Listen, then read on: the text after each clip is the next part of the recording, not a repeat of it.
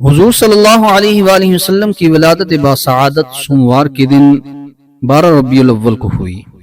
رحمت عالم صلی اللہ علیہ وآلہ وسلم مکہ میں صفا کی پہاڑی کے نزدیک شیب ابی طالب میں پیدا ہوئے۔ آج کل وہاں پر ایک لائبریری موجود ہے۔ حضور صلی اللہ علیہ وآلہ وسلم کی والدہ ماجدہ بی بی آمنہ کے مطابق ان کے حمل کے ایام بڑے آسانی سے گزرے اور کوئی بوجھ محسوس نہ ہوا۔ جب ایام پورے ہو گئے تو فرشتے نے خواب میں نو مولود کے لیے یہ دعا پڑھنے کے لیے کہا: اللہ وحدہ لا شریک سے اس کے لیے ہر حاسد کے شر سے پناہ مانگتی ہوں۔ تو حضور صلی اللہ علیہ وآلہ وسلم کے دادا عبد المطلب نے اپنے پوتے کا اسم مبارک محمد رکھا، جبکہ بی بی آمنہ نے خواب کے مطابق احمد نام رکھا۔ جب قریش نے جناب عبد المطلب سے منفرد نام رکھنے کی وجہ پوچھی تو انہوں نے کہا کہ محمد نام اس لیے رکھا تاکہ میرے فرزند کی تعریف دونوں جہان میں ہو۔ جناب عبد المطلب اپنے پوتے کو گود میں اٹھا کر کعبہ شریف میں لے گئے اور یہ دعا کی کہ سب تعریفیں اللہ کے لیے جس نے مجھے پاک آستینوں والا یہ بچہ عطا فرمایا۔ یہ اپنے پنگھوڑے میں سب بچوں کا سردار ہے، میں اسے بیت اللہ شریف کی پناہ میں دیتا ہوں۔ جناب عبد المطلب نے پیدائش کے 7ویں روز اونٹ ذبح کر کے عزیز و اقارب کی دعوت کی، جسے آج کل عقیقہ کہا جاتا ہے۔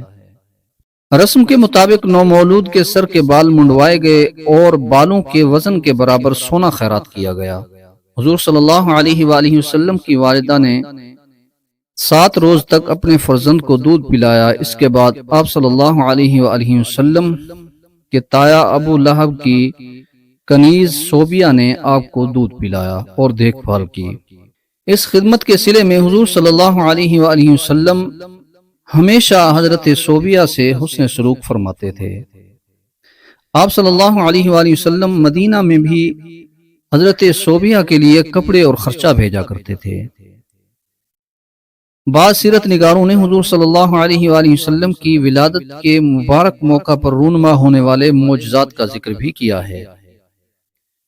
بحیرہ تبریہ خشک ہو گیا، کسریٰ نے اپنی حکومت کی بربادی کا خواب دیکھا، ایران میں زلزلہ آیا جس سے قصر شاہی کے کنگورے گر گئے، صدیوں سے جلتا آتش کدہ بجھ گیا، ایک جھیل سوکھ گئی، صحرا میں ایک ندی نمودار ہو گئی۔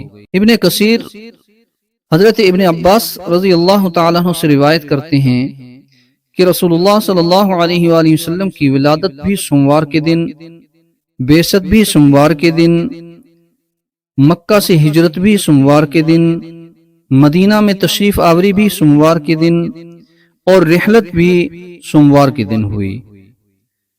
اللہ تعالیٰ نے اپنے نبی صلی اللہ علیہ وآلہ وسلم کو یتیم اور غریب پیدا کیا۔ نبوت کا منصب ہمیشہ غربا کو ہی ملتا رہا۔ قریش کو ایک اعتراض یہ بھی تھا کہ رب نے کسی امیر اور دولت مند کو نبوت کے منصب سے سرفراز کیوں نہ کیا۔ حضرت عبداللہ ابن عباس رضی اللہ تعالیٰ عنہ سے روایت ہے کہ رسول اللہ صلی اللہ علیہ وآلہ وسلم نے فرمایا کہ اللہ تعالیٰ نے خلق کی تخلیق فرمائی تو مجھے سب سے اچھے گروہ میں رکھا، پھر قبائل کو چنا تو مجھے سب سے اچھے قبیلے میں رکھا، پھر گھرانوں کو چنا تو مجھے سب سے اچھے گھرانے میں رکھا، لہٰذا میں اپنی ذات کے اعتبار سے بھی سب سے اچھا ہوں اور اپنے گھرانے کے اعتبار سے بھی سب سے اچھا ہوں۔ ایک صحابی نے عرض کیا: یا رسول اللہ صلی اللہ علیہ وآلہ وسلم، اللہ پاک نے سب سے پہلے کس چیز کو پیدا فرمایا؟ تو رسول اللہ صلی اللہ علیہ وآلہ وسلم نے فرمایا کہ اللہ پاک نے سب سے پہلے تیرے نبی کے نور کو پیدا فرمایا۔